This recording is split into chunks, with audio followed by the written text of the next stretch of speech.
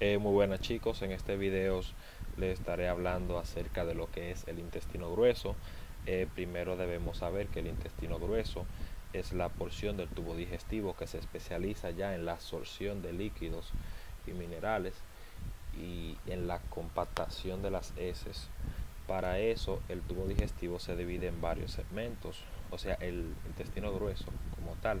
O sea, el intestino grueso posee aquí un ciego, posee un apéndice, como se ve claramente acá, posee un colon que a su vez se subdivide en cuatro segmentos, en un colon ascendente que se ve aquí, un colon transverso, colon descendente, colon sigmoideo, y posee entonces ya lo que es el recto, que es esta porción inferior, y el conducto anal. Estas son las diferentes porciones del tubo digestivo, las cuales iremos hablando en detalle.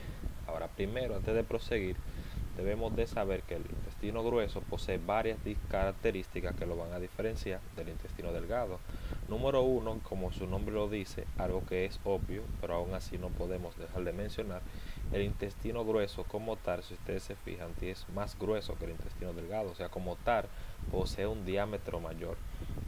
Aparte de la capa muscular del intestino grueso, o sea, su fibra más externa, que son las fibras longitudinales, como se ven aquí, hacia su parte externa se engruesan y forman unas capas longitudinales de músculo liso que ustedes ven acá, que se van a denominar con el nombre de tenias. O sea, el intestino grueso poseerá tres tipos de tenia. Poseerá esta que se ve acá, que es una tenia libre, como su nombre lo dice, en la cual no se inserta absolutamente nada.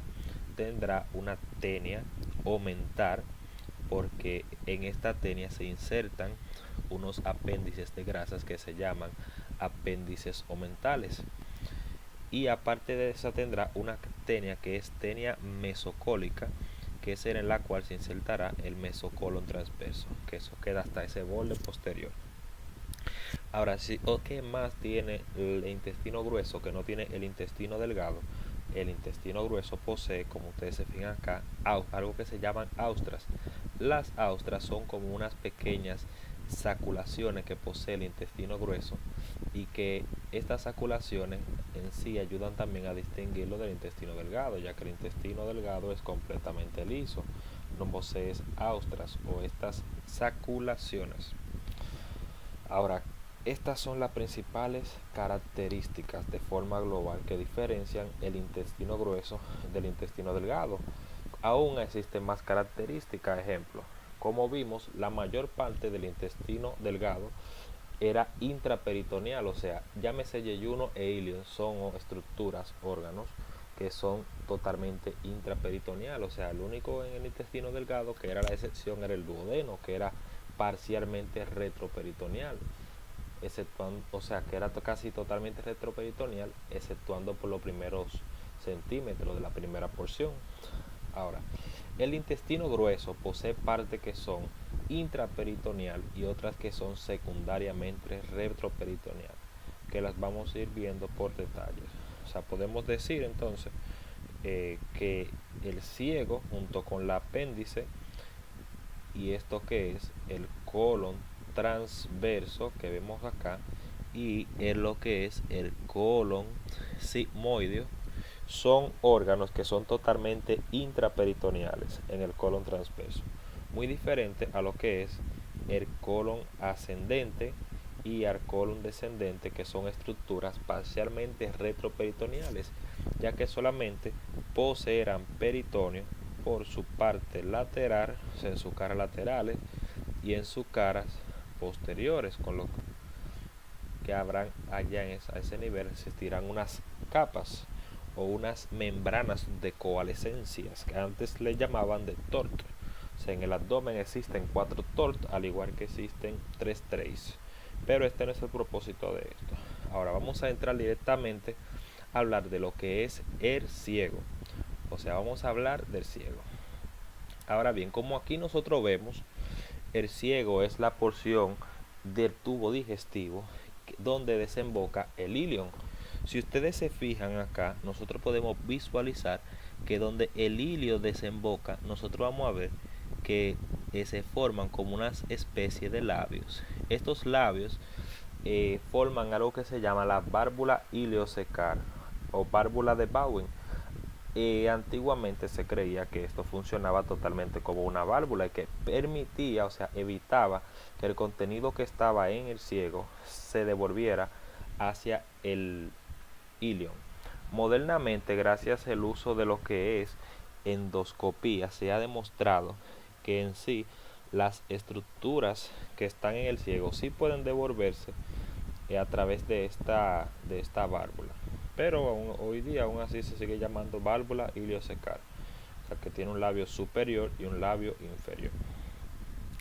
Aparte de, como ustedes se fijan, el ciego realmente o sea, el ciego es la primera porción del intestino grueso como tal, y como tal, cabe redundar, es un fondo de saco ciego como tal, que posee una longitud y una anchura de aproximadamente 7,5 centímetros.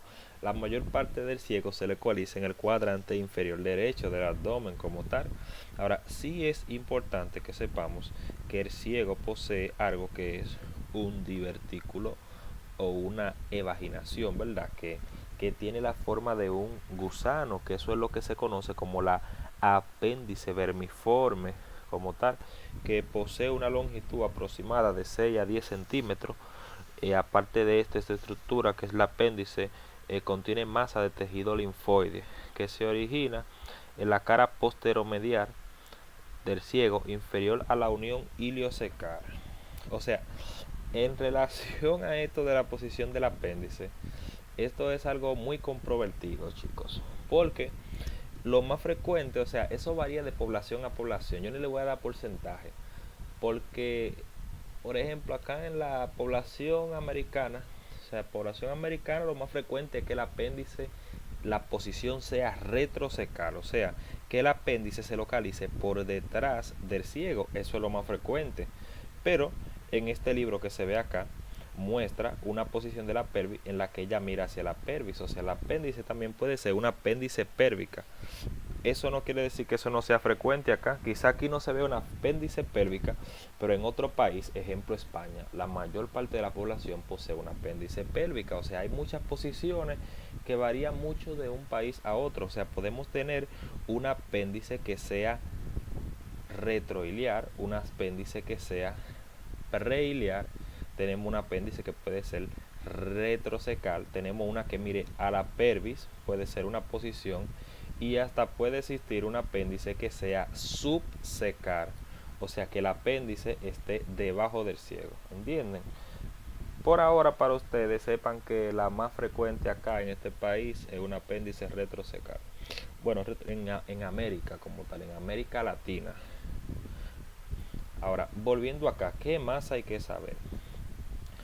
Bueno, más adelante yo lo voy a volver a mencionar, pero desde ya vayan aprendiendo que la arteria que irriga al apéndice es la arteria iliocólica, y que la arteria iliocólica es, o sea, la arteria iliocólica es la que da la arteria que irriga el apéndice, que se llama arteria apendicular. O sea, la arteria apendicular se origina de la arteria iliocólica, y esta a su vez se origina de la mesentérica superior como su rama terminal. Esto lo veremos más adelante en una imagen donde se visualiza bien esto de la imagen. Ahora, si nosotros, o sea, miren acá, aquí hay una imagen donde se muestra las diferentes posiciones del apéndice.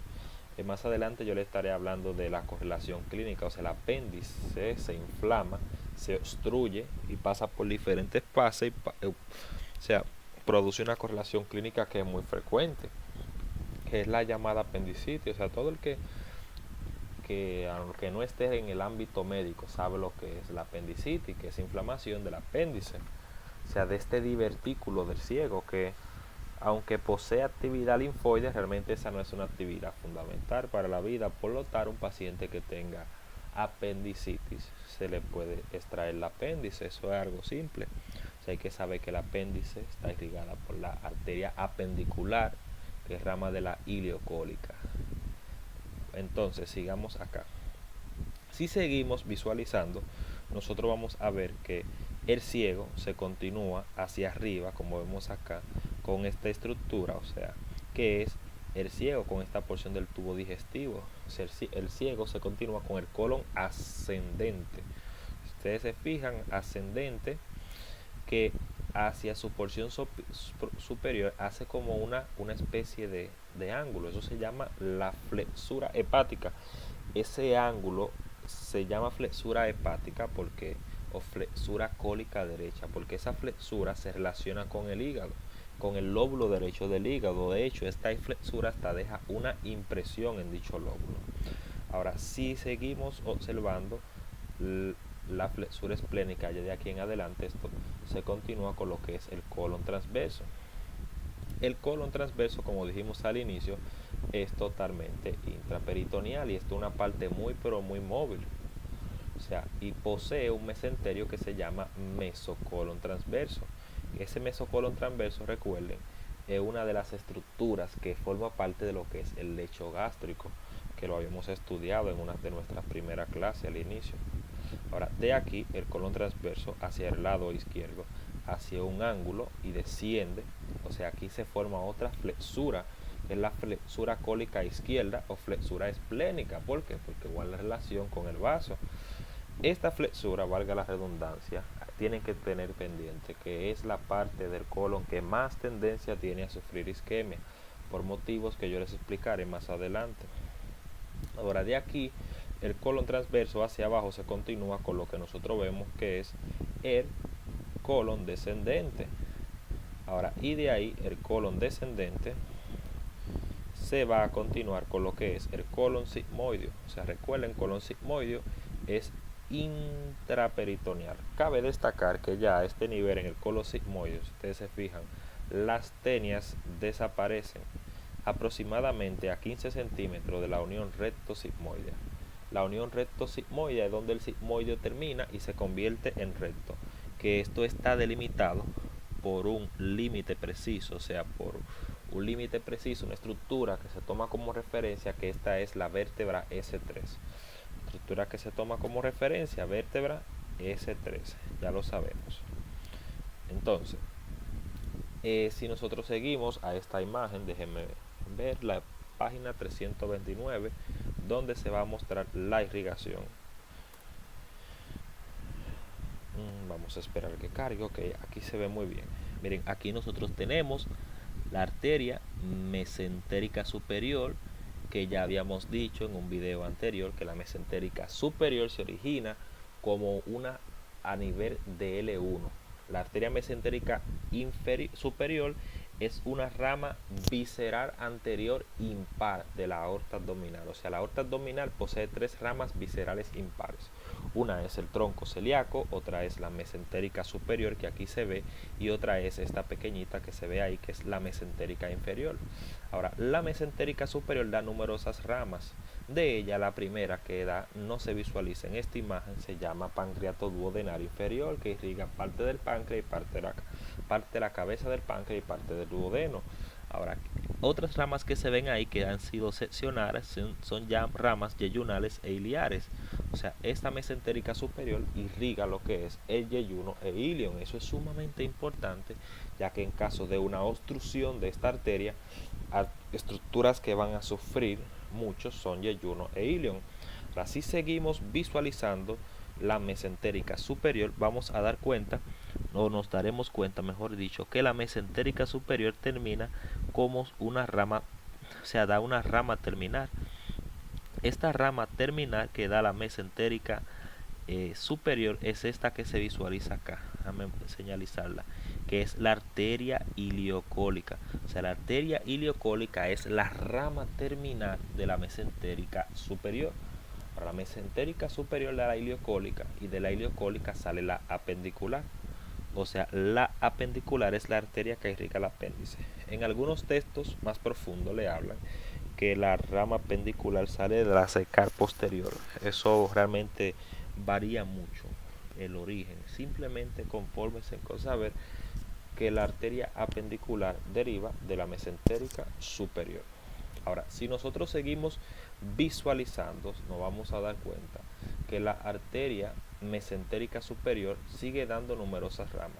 Una de ellas es esta que visualizamos aquí, que se llama arteria cólica media, que va a irrigar parte de lo que es el colon transverso y parte del colon descendente, y una que nosotros visualizamos aquí, que es la arteria cólica derecha.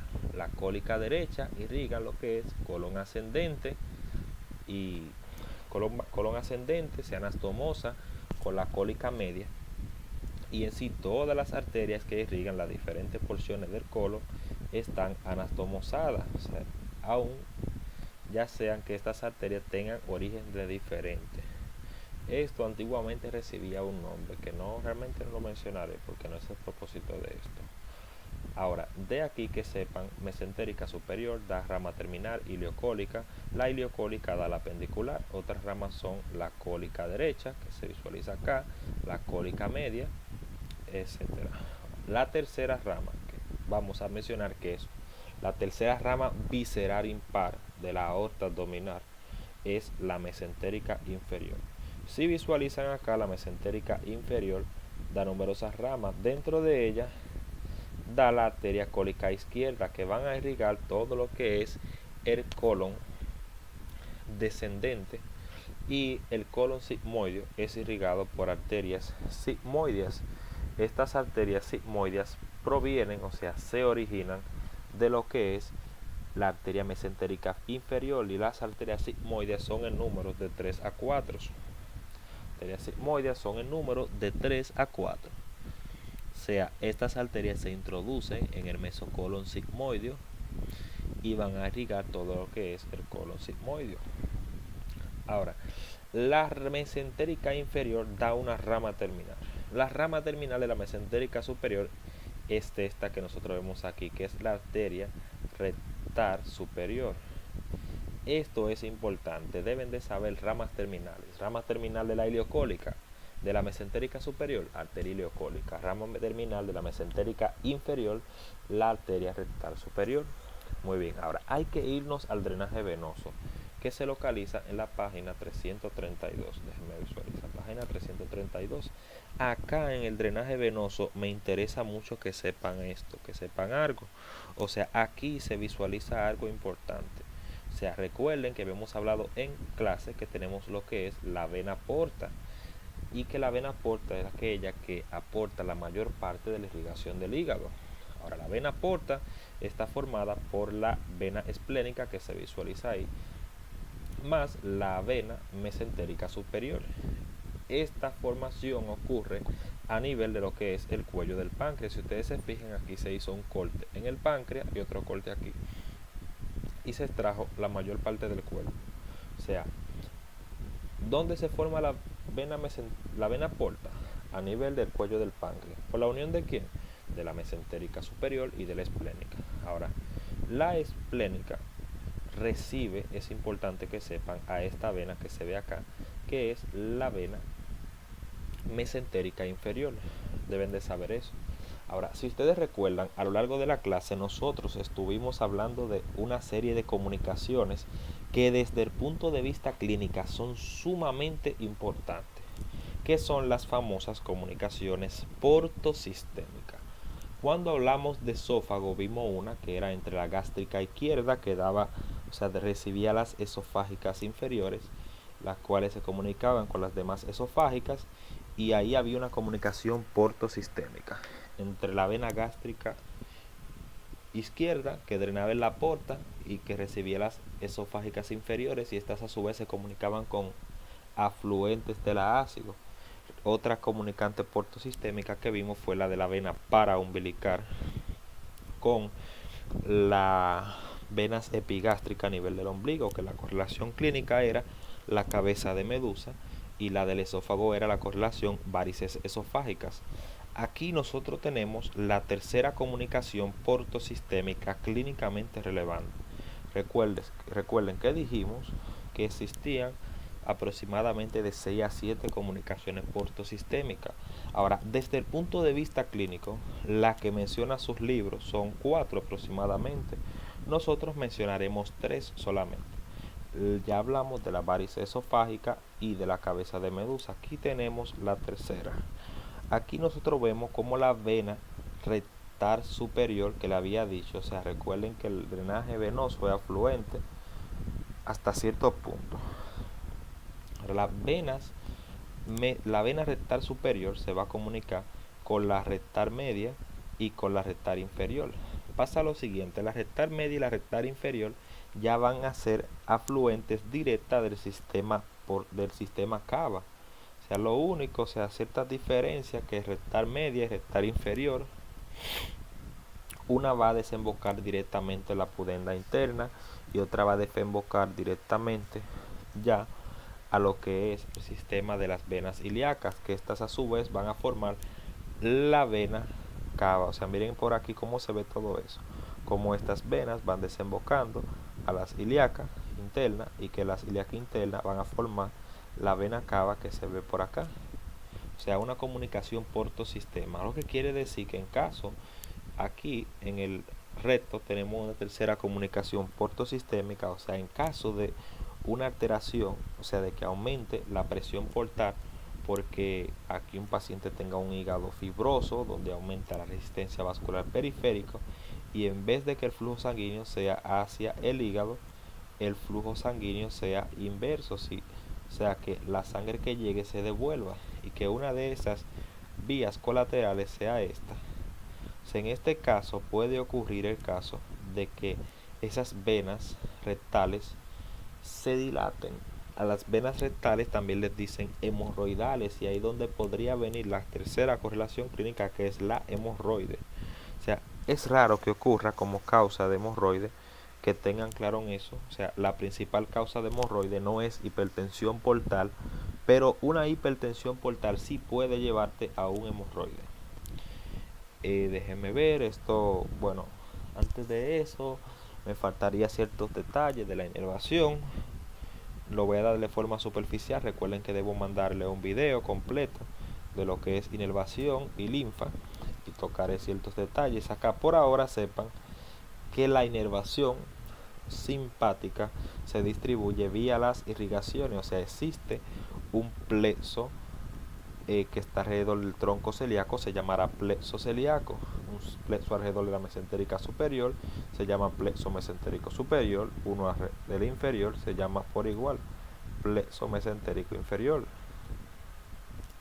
Entonces estos nervios se van a distribuir vía los vasos hasta llegar a las estructuras señaladas. Me interesa que sepan que el nervio esplácnico que lleva las fibras simpáticas para el apéndice proviene del hematoma T10.